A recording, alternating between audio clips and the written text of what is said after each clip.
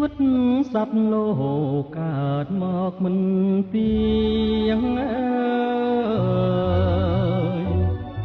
ជួនរាំងហើយភ្លៀងជួនថ្ងៃហើយយប់មើ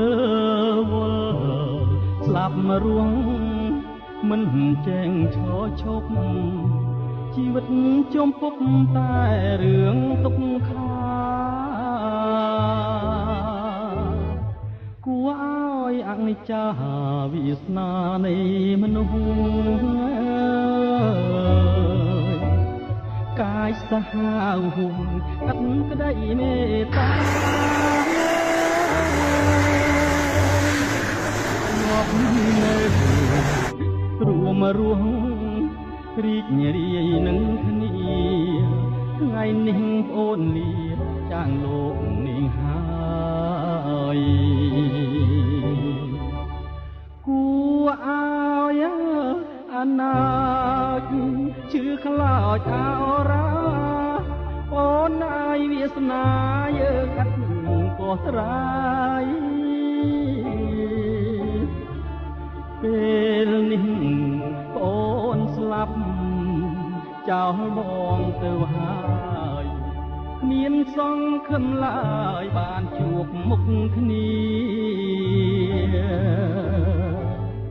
សូមវិញ្ញាណក្ខន្ធប្អូនបានសោយសុខថ្ងៃនេះទៅមុខបងនៅកំព្រាកម្មកាចចង់រៃតាមកដល់ទីឲ្យរងវេទនា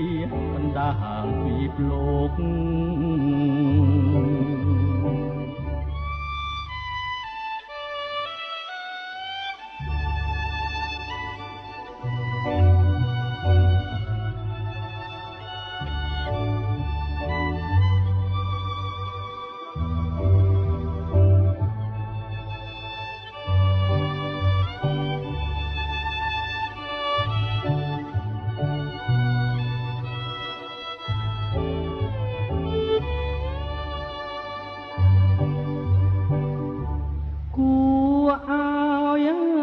អនា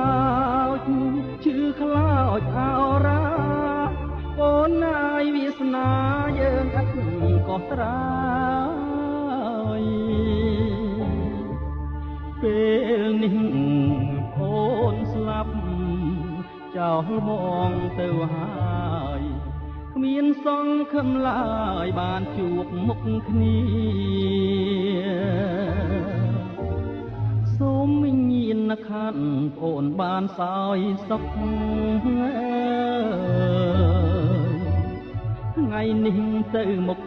បងនៅកំព្រាកម្មកាចចង់រៃតាមមកដល់ទីឲ្យរងវេទនាកណ្ដាលទ្វីបលោក